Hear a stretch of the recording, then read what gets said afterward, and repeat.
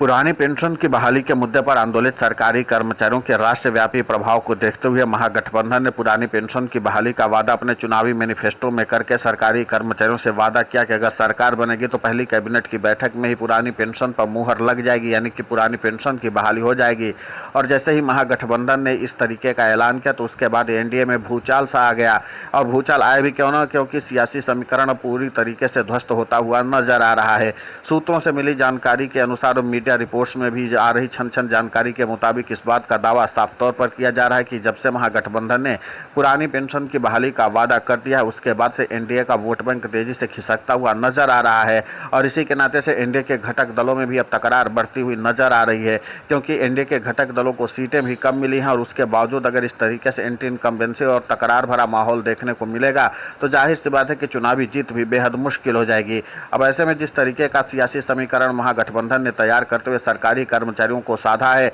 उसके बाद से एनडीए को अपनी साख बचाए रखने के लिए भी बड़ी चुनौतियों का सामना करना पड़ रहा है। इसीलिए एनडीए के घटक दलों के नेता से लेकर के बीजेपी के शीर्ष नेता हो या फिर अन्य कोई नेता हो, हर कोई अपना एड़ी चोटी का दम लगाए कि किसी तरीके से अपनी साख बचाई जाए और सत्ता परिवर्तन होने से रोका जा सके। इसीलिए प्रधानमंत्री नरेंद्र मोदी से लेकर के बिहार के मुख्यमंत्री नीतीश कुमार ताबड़तोड़ रैली कर रहे हैं। और इसी के साथ जो एनडीए के घटक दलों के शीर्ष नेता हैं वो भी लगातार चुनावी सभाओं को संबोधित कर रहे हैं। बावजूद इसके अभी तक डैमेज कंट्रोल कर पाने में किसी को सफलता मिली नहीं है, क्योंकि लगातार प्रत्याशियों को विरोध का सामना करना पड़ रहा है। और इसी के साथ जो चुनावी सिनेरियो है वो पूरी तरीके से ध्वस्त होता हुआ नजर आ रहा है। उसका कारण यह है कि जैसे ही महागठबंधन ने पुरानी पेंशन की बहाली का वादा किया वैसे ही बिहार के सरकारी कर्मचारी पूरी तरीके से सक्रिय हो गए। उधर तेजस्वी यादव ने सरकारी नौकरी का वादा करके बिहार के युवाओं को एक तरह से नया सपना दिखा दिया है। तो सरकारी कर्मचारियों के साथ अब सरकारी नौकरी की चाहत रखने वाले युवा भी पूरी तरीके से महागठबंधन की तरफ पलट चुके हैं।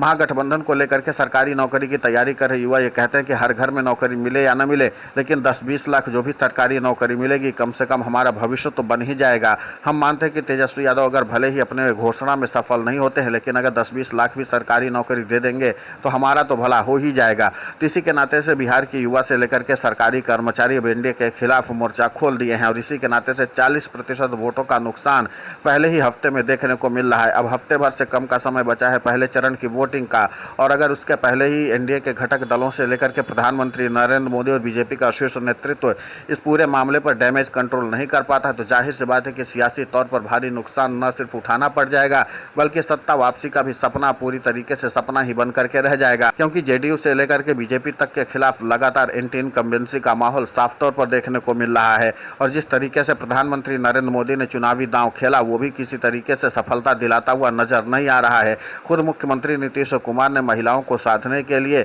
10-10 हज़ार रुपये खाते में डालने का न सिर्फ ऐलान किया बल्कि खाते में पैसा डाला भी। बावजूद इसके जिस तरीके से तेजस्वी यादव ने 2500 रुपये का वादा महिलाओं से कर दिया तो उसके बाद से अब तेजस्वी यादव की बातों पर ज़्यादा विश्वास महिलाएं कर पा रही हैं। और इसी के साथ युवा हो या महिला, इसके साथ किसान और कर्मचारी भी अब महागठबंधन के साथ साफ तौर पर नजर आ रहे हैं। और इसीलिए तेजस्वी यादव की जनसभा भी लगातार सुपरहिट साबित होती हुई नजर आ रही है। तो दूसरी तरफ महागठबंधन के नेता जो हैं वो पूरी तरीके से एक्साइटेड हैं, क्योंकि उनको लगातार स्थानीय स्तर पर समर्थन भी मिल रहा है। उधर एनडीए में अब एक तरह से खामोशी छाती हुई नजर आ रही, क्योंकि पुरानी पेंशन की बहाली के मुद्दे पर आंदोलित सरकारी कर्मचारियों ने एक बार फिर से बिहार में हॉट टॉक का मुद्दा बना दिया है ओपीएस का। और जाहिर सी बात है कि ओपीएस फैक्टर बिहार में अहम रोल अदा करने वाला है। कई राजनीतिक विश्लेषक भी इस बात को मानते हैं कि बिहार में ओपीएस फैक्टर इस बार अलग ही जादू दिखाएगा, क्योंकि ओपीएस फैक्टर के दम पर ही इस बार बिहार में महागठबंधन सत्ता वापसी करने का सपना देख रहा है। और जाहिर सी बात है कि महागठबंधन के नेता भी अब इस पर अपना एड़ी चोटी का दम लगाए हुए हैं। तो कुल मिलाकर के एनडीए के घटक दलों की चुनौती बढ़ती चली जा रही है। एक तो पहले उनको सीटों से कॉम्प्रोमाइज करना पड़ा,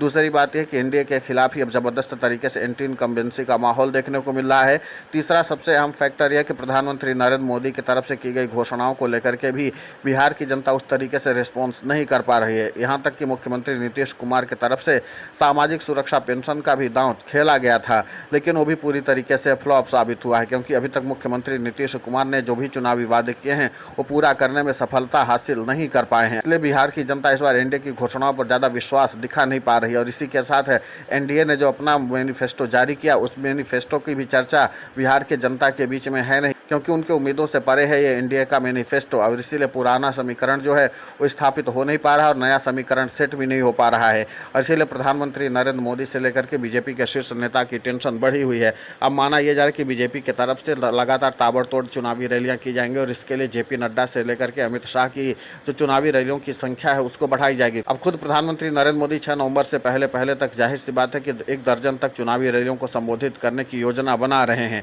क्योंकि लगातार रिपोर्ट ग्राउंड जीरो की यही आ रही कि एंटी इनकम्बेंसी का माहौल हटा नहीं है। और आपको बता दें कि महागठबंधन ने ऐसे समय पर पुरानी पेंशन की बहाली का वादा किया कि बीजेपी को संभलने का मौका भी नहीं मिला, और एनडीए के घटक दल भी पुरानी पेंशन की बहाली के मुद्दे पर सरकारी कर्मचारियों के प्रति सहानुभूति तो रखते हैं, लेकिन गठबंधन की नीतियों के कारण वो पूरी तरीके से सरकारी कर्मचारियों का समर्थन कर नहीं सकते। और महागठबंधन को लेकर के सरकारी कर्मचारियों को कॉन्सेप्ट एकदम क्लियर है कि महागठबंधन के साथ जो भी राजनीतिक दल है उसको चुनाव जिताना है, तो उधर एनडीए के साथ जो भी राजनीतिक दल है उसको हराने के लिए सरकारी कर्मचारियों ने एड़ी चोटी का दम लगा दिया। और जाहिर सी बात है कि जैसे ही बिहार में सरकारी कर्मचारी सत्ता परिवर्तन करने में सफलता हासिल करते हैं, तो फिर जाहिर सी बात है कि अन्य राज्यों में भी बीजेपी को बड़ी चुनौतियों का सामना करना पड़ जाएगा, और इसी के साथ सरकारी कर्मचारी पूरी तरीके से सक्रिय हो जाएंगे। फिर उसके बाद अगला चुनाव उत्तर प्रदेश का है, और यहाँ पर भी सरकारी कर्मचारी पुरानी पेंशन की बहाली के मुद्दे पर लगातार आंदोलित हैं। तो कुल मिलाकर के है कि प्रधानमंत्री नरेंद्र मोदी को किसी भी तरीके से अपनी चुनावी साख बचाए रखने के लिए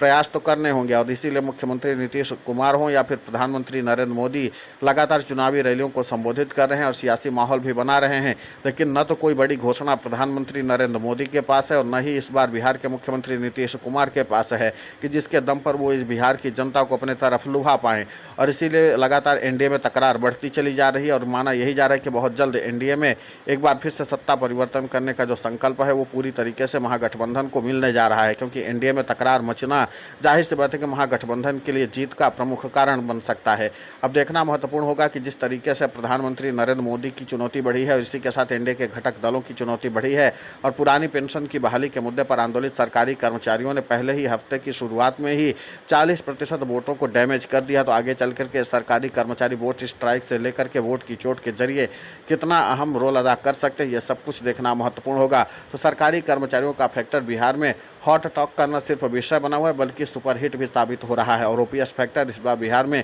चुनावी जीत का प्रमुख कारण बन सकता है। फिलहाल इस पूरे घटनाक्रम को लेकर के आपकी प्रतिक्रिया बहुत महत्वपूर्ण होती है, आप हमें कमेंट करके ज़रूर बताएं। साथ ही पुरानी पेंशन की बहाली के मुद्दे पर हम लगातार आंदोलित होकर के खबरें चला रहे हैं। आप हमारे समर्थन के लिए चैनल को सब्सक्राइब करें, खबर को ज़्यादा से ज़्यादा शेयर करें ताकि पुरानी पेंशन की बहाली का मुद्दा और बुलंद हो।